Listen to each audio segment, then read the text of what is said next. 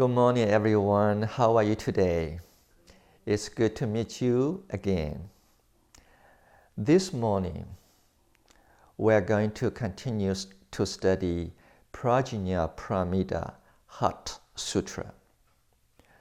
Last time, I spent some time just to introduce the title of this sutra. Do you remember what is the meaning of Prajna Paramita? Okay. Basically, we can translate into English in this way: the perfect understanding, or perfect wisdom, or the accomplishment of wisdom. Okay, there are many meanings of paramita, but basically we need to remember this term, prajna. Prajna means wisdom. Okay, and also I did mention that why the translators in ancient time, they did not use the word wisdom to translate prajna, because there are profound meanings in prajna, and also there are many meanings, to conclude a lot of understandings. So basically, we still remain this Sanskrit word, prajna.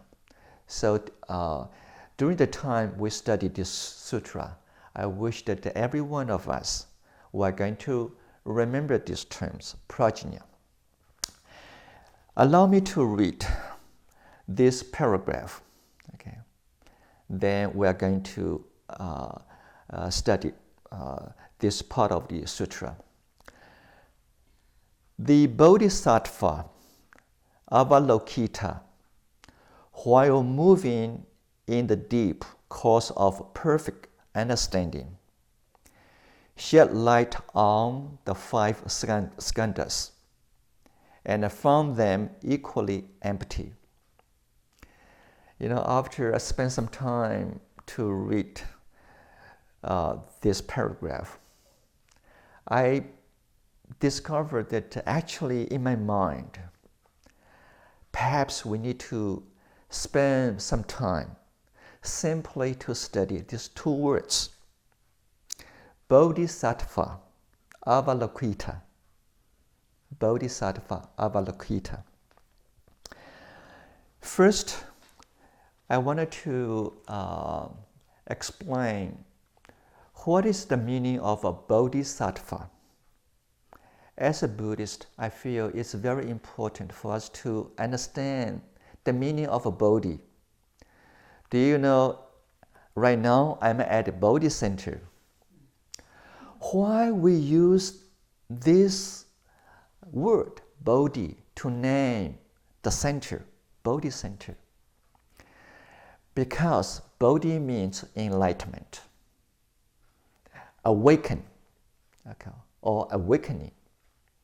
And as a Buddhist, we all know when we study Buddha Dharma, basically we wanted to be awakened, achieve enlightenment, eradicate all kinds of delusions, ignorance, wrong understandings, wrong views.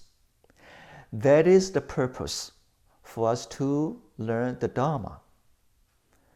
Because Buddha always said that when we have greed, anger, actually this kind of a phenomenon based on wrong view, wrong understanding, ignorance is the roots of anger and greed, all kinds of wrongdoings.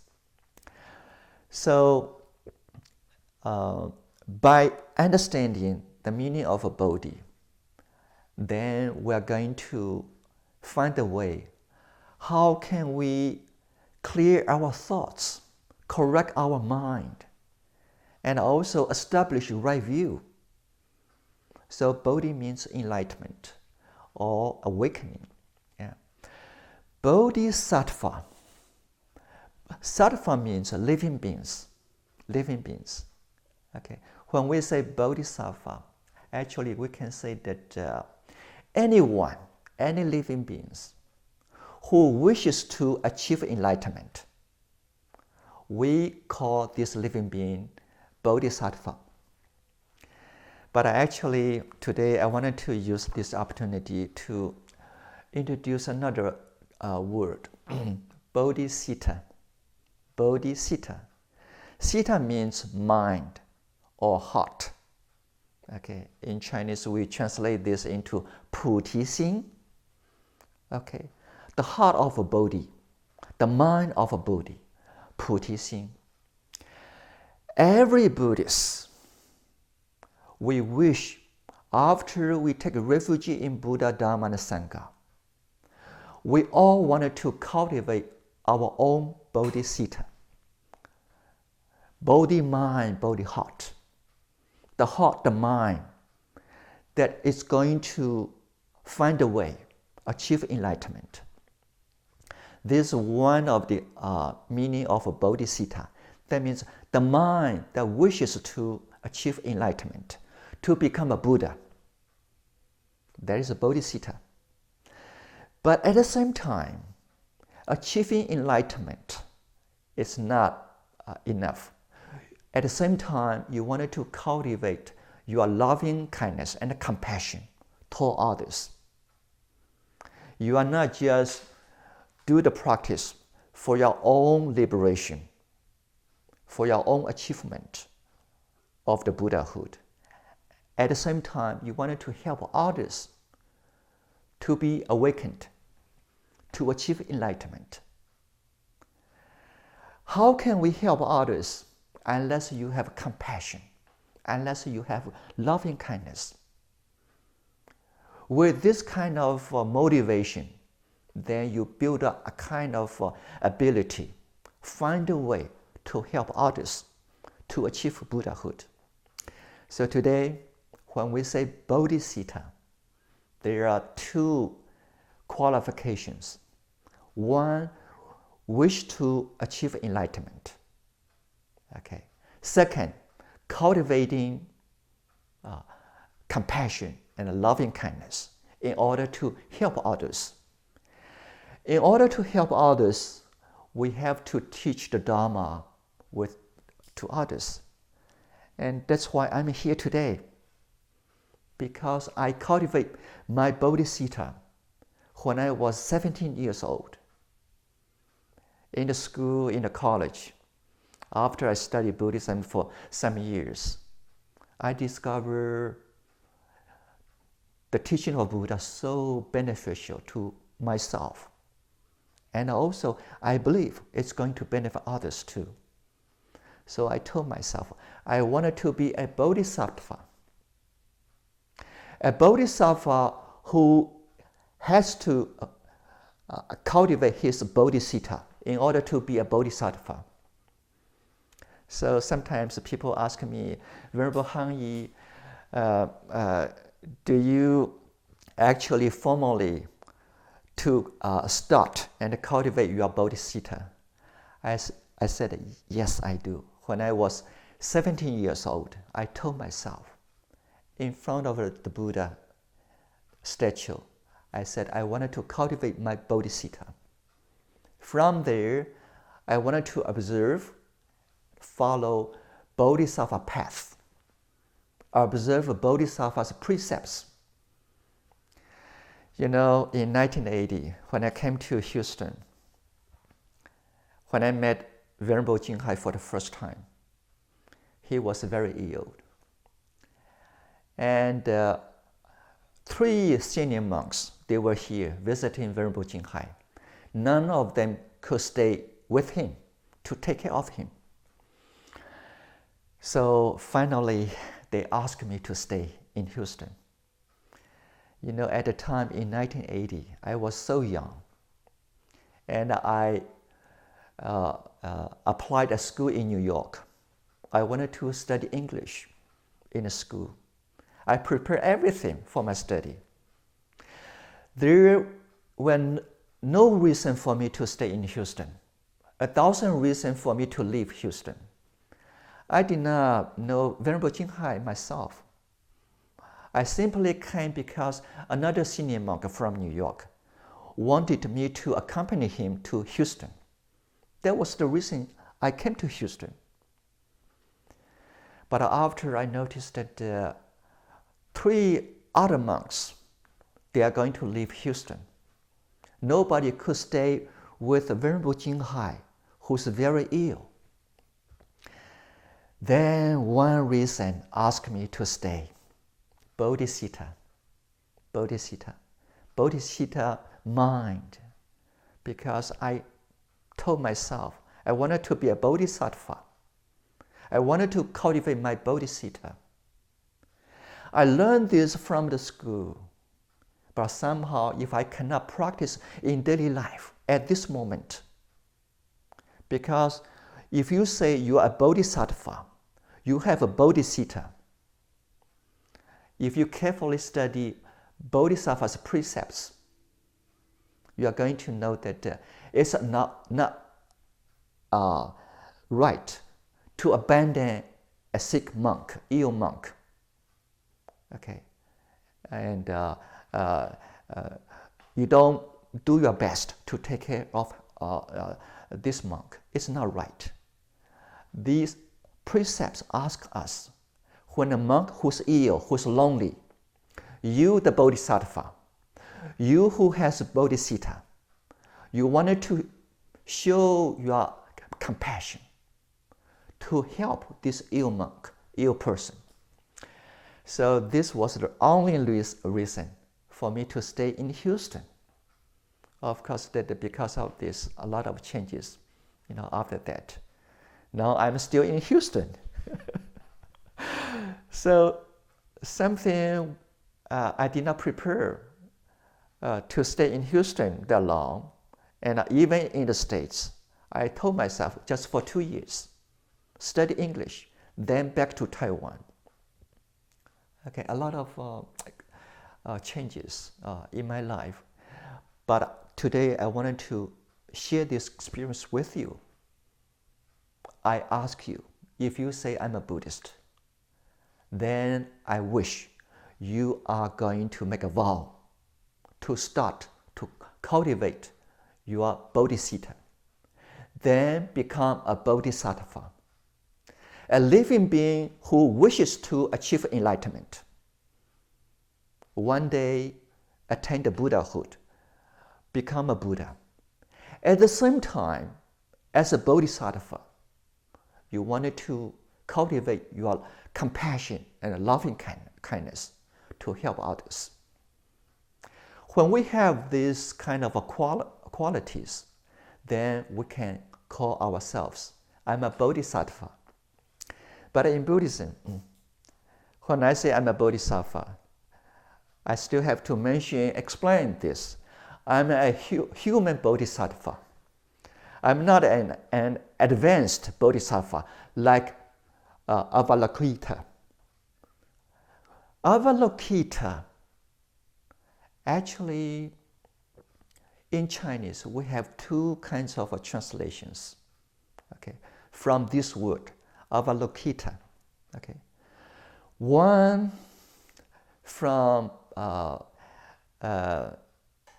one very famous translator, okay, Kumarajiva,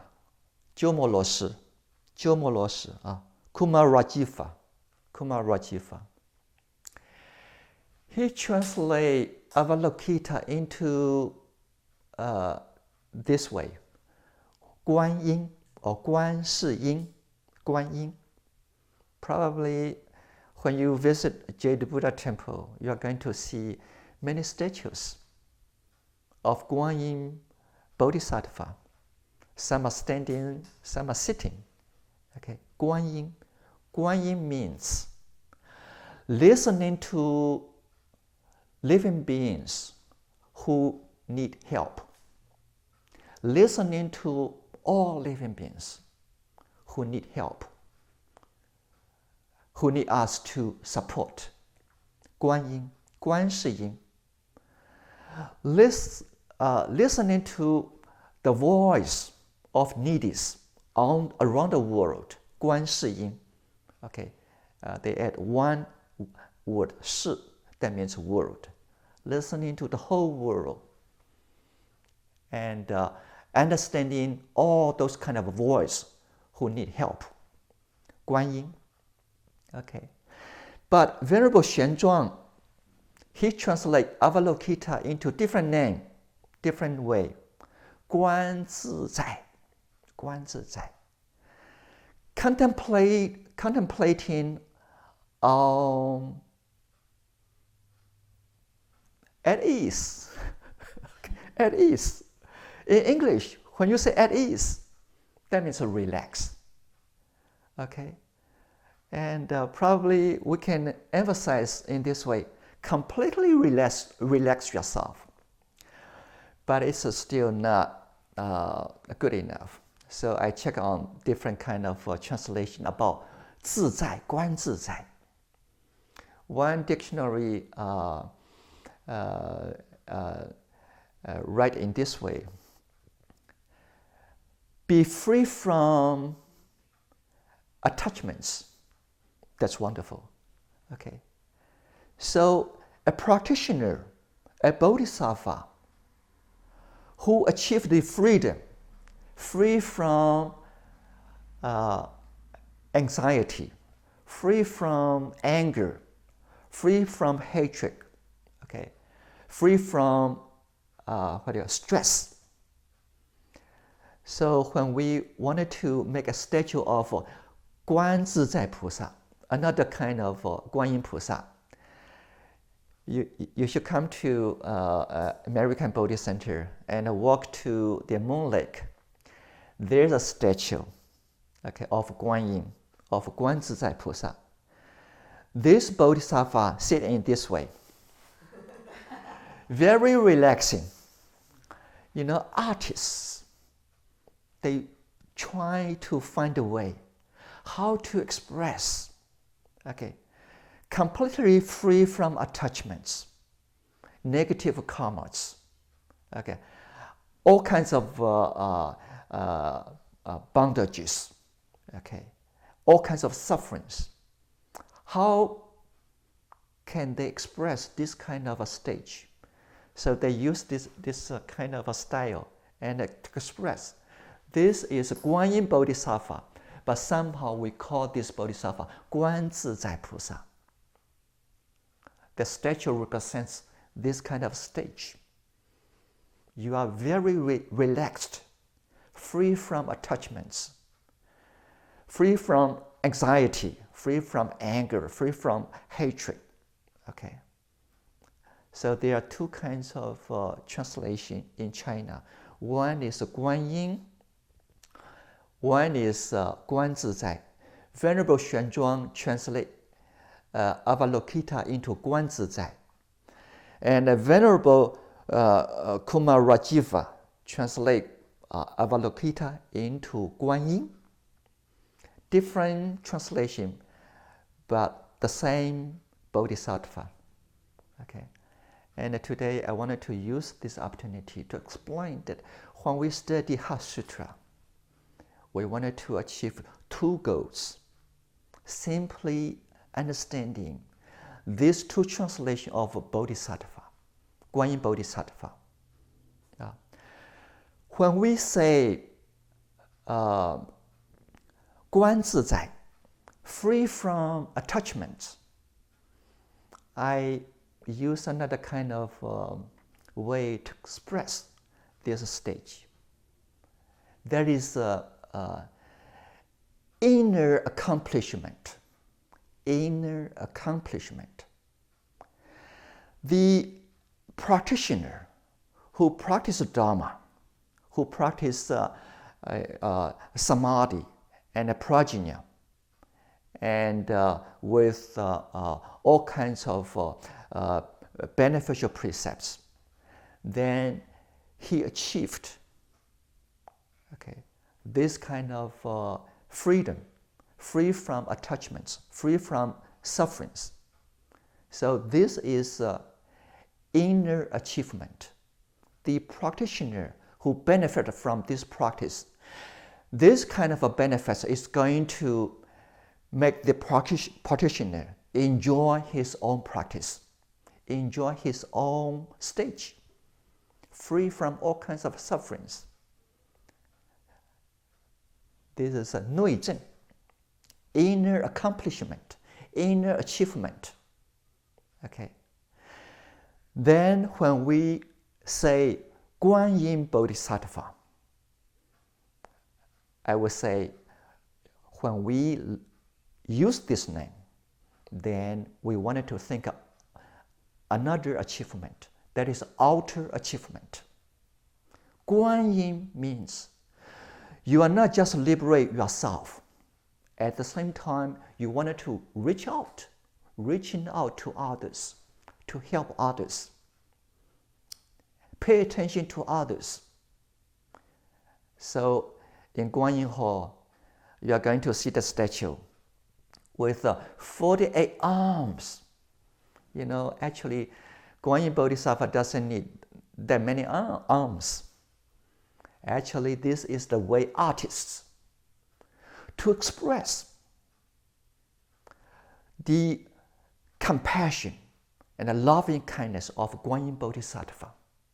Guanyin Bodhisattva trying his best to reaching out with 48 arms and eyes to help living beings. Some statue even more, 1,000 arms, 1,000 eyes. So that is the way to express great compassion, great loving kindness. It doesn't mean this bodhisattva actually growing, you know, all those arms. No, that is not correct. That is the way artists, Buddhist artists, they wanted to express this kind of outer achievement, outer accomplishment. What kind of Buddhist do you want to be? If you say, I wanted to be a Buddhist, simply meditate, taking care of myself. I don't want to pay attention to anyone else. I don't want to worry about the society. I don't want to spread the Buddha Dharma. Okay, you are doing your own practice. You are going to achieve enlightenment, definitely. But somehow we cannot call you Bodhisattva. And at the same time, you are not a Mahayana Buddhist. You are a Hinayana Buddhist. Small vehicle. You are riding a bicycle for your own liberation. But when we study this sutra, okay, Prajna Paramita Sutra, we wanted to be a Mahayana Buddhist. And when a person who's driving a bus, even a minivan, we call this person, okay, Bodhisattva. Okay, and also you might have a question that why Guanyin Bodhisattva? 观自在 Bodhisattva. Some figures are female figure. Some are a male figure. Why? You know, actually, I have to say that in ancient time, especially in India, and all Guanyin Bodhisattva were in male figure. Okay, so most of the time we say he. But somehow, after Buddhism went to China, after Tang Dynasty, slowly, in Chinese society, we have more and more Guanyin Bodhisattva in female figure. Why? Because a lot of Buddhists feel that female figure is more easier to express loving kindness, compassion. When we think about love, kindness, we think about mother. So actually in Tang Dynasty, one artist, he drew Guanyin Bodhisattva's a statue, what do you call it, a painting. Guanyin Bodhisattva was an old lady, a mother, not a young lady. You know, actually, when we say Guanyin Bodhisattva, we don't have to limit. Guanyin Bodhisattva is a male or female. Guanyin Bodhisattva, he has a vow. he can transform himself into any form, any kind of in a style, rich or poor, male or female. Okay, sometimes when people need teachers, Guanyin Bodhisattva can transform himself as a teacher. If people need a lawyer, Guanyin Bodhisattva can transform himself as a lawyer. So he can transform into any form. We don't have to limit male or female. Okay, this is not necessary to limit into one form for this bodhisattva. And finally, I wanted to say that every time when we describe bodhisattva, especially advanced bodhisattva, we always wanted to mention this bodhisattva has great compassion, great loving kindness. Why we cannot use great compassion, great loving kindness on everyone, especially human bodhisattvas? Because as a human bodhisattva, I still wanted to say that I do have loving kindness. I do have compassion inside me. But my compassion is kind of limited. Yeah. Nowadays, if you say how many people you wanted to take care of, okay, at least I wanted to take care of for all members of Texas Buddhist Association. So even it's kind of big, but it's not big enough. I cannot compare my compassion, loving kindness with Guanyin Bodhisattva. He's listening to the whole earth, the whole world. And also sometimes when I say I wanted to practice loving kindness or compassion, if I face difficulties, obstacles, I may say, let me rest, let me stop for a while. But for advanced bodhisattva, nothing can block them, nothing can stop them. They are going to continue, to moving forward. And also the last one, that is very important. All advanced bodhisattva, when they practice loving kindness, compassion, they always guide this compassion, this loving kindness with a wisdom, with the right understanding. That's why we call this great compassion, great loving kindness. Okay, I think today it's already 28 minutes. Let me stop over here, and then we can discuss any contents that I did mention in this talk. Thank you.